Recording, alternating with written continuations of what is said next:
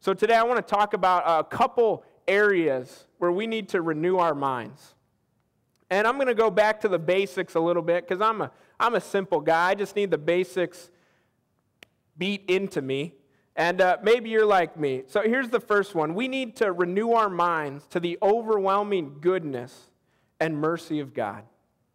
Life has a way of making us question that, doesn't it? Life has a way of robbing us of that idea that God is overwhelmingly good and full of mercy. Every good thing in our life is from God. It's not from our hard work, craftiness, or earned compensation. It's from God. And if we don't renew our minds to that, then we'll take the blessings of God as just affirmation that we are these great deserving people, and we'll begin to look down on others. Listen to what Deuteronomy 8 says. It says, "Take care lest you forget the Lord your God by not keeping his commandments and his rules and his statutes, which I command you today. Lest when you've eaten and are full and have built good houses and live in them, when your herds and flocks multiply and your silver and gold is multiplied and all that you have is multiplied, then your heart be lifted up and you forget the Lord your God." A little further down it says this, "Beware lest you say in your heart, by power and the might of my hand have gotten me this wealth."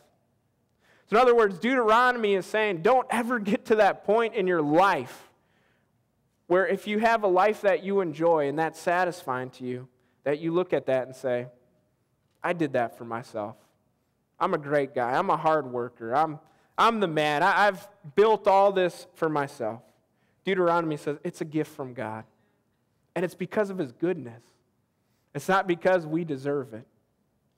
God has consistently treated every one of us far better than we deserve since the day of our birth.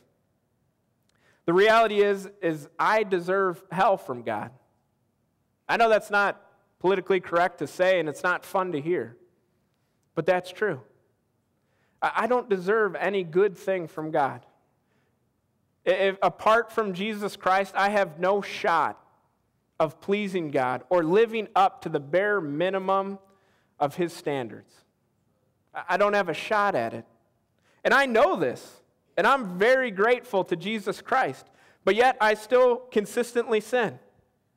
If you hung out with me for a day or two, you could fill up pages of mistakes and sins from my life. I still do it very easily.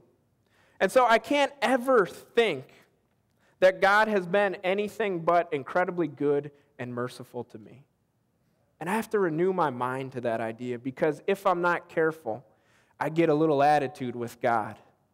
And I begin to think that God owes me things that he really doesn't.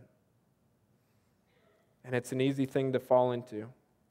Life makes our minds stale to the goodness and mercy of God. But when we read the scriptures, it renews us to that reality. Another thing we need to renew our minds to is to the reality that following Jesus Christ is worth giving up all that we have and all that we are. Following Jesus means seeing everything in our life as infinitely less important than him.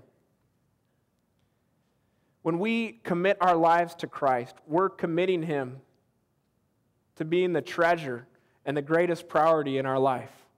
We're saying, I'm going to follow you because you're the most important being in the universe. And Luke 9, Jesus said, if anybody would come after me, let him deny himself and take up his cross daily and follow me. For whoever would save his life will lose it, but whoever loses his life for my sake will save it. For what does it profit a man if he gains the whole world and loses or forfeits himself? And so Jesus is saying, if you want to follow me, you have to understand that I trump everything. That sometimes there will be tension with following me, and sometimes you will have to make sacrifices to things that are dear to you. But I want you to know it's worth it. It's worth it to follow me no matter what the cost. Anytime something in our life becomes more important than Jesus Christ, then that becomes a problem, and we need to renew our mind. To follow Jesus, it's not about asking, what's the bare minimum required of me? What can I get away with? But it's saying, what's your call? What's your desire for my life? In Mark 10, a rich young ruler comes up to Jesus, and seeming like he wants to get a attaboy from Jesus, he speaks to him, and Jesus finally, and this is a guy that seems to be living a good life by any account, but Jesus gets right to the heart, and he says, if you really want to follow me, sell everything that you have, give it to the poor, and come follow me. And the rich young man, he's confronted with the tension here. How much is Christ worth to him? Is it worth more than his wealth? And the scriptures say he went away sorrowful because he had a lot. And friends, maybe Christ will call us to give away everything. I know we don't like to think about that. It's easy if you don't have much, but I know some of you do, so I don't want to, I'm glad I'm not in your shoes. But but what if he does? Is he worth it? He called one man to do it, and I'm sure he calls others. But is Christ worth it to us? In Matthew 4, he walks along the coast, and he sees men who've given their lives in creating these careers as fishermen. And he calls them to just drop their nets. Give up your career and follow me. Would we do that? Could we put ourselves in those men's shoes for a minute and say, is Christ worth more to us than our career, more to us than our wealth, more to us than everything in our life? Because if he isn't, we need to renew our minds. Because Christ is worth everything. Following him is the best decision any person could ever make. And whatever could come between us pales in comparison to the benefits and the blessings of leaving those things behind and following him. Nobody compares to Christ. But I know we forget that. And if we're not careful, when our allegiance to Christ rubs against our allegiance to these other things in our life, if we don't renew our minds, we'll stay with what's comfortable and we'll drift away from Christ.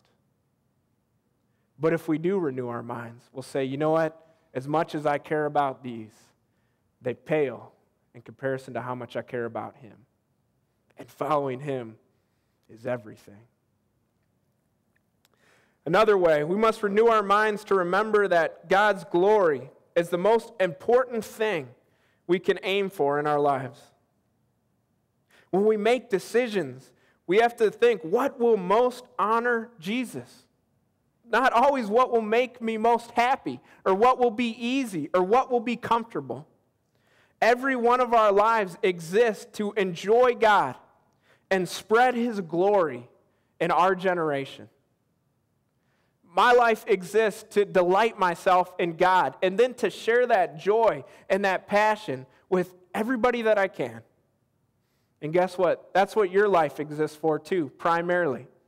To enjoy God, to delight in God, and to spread the honor and the glory of God in our generation.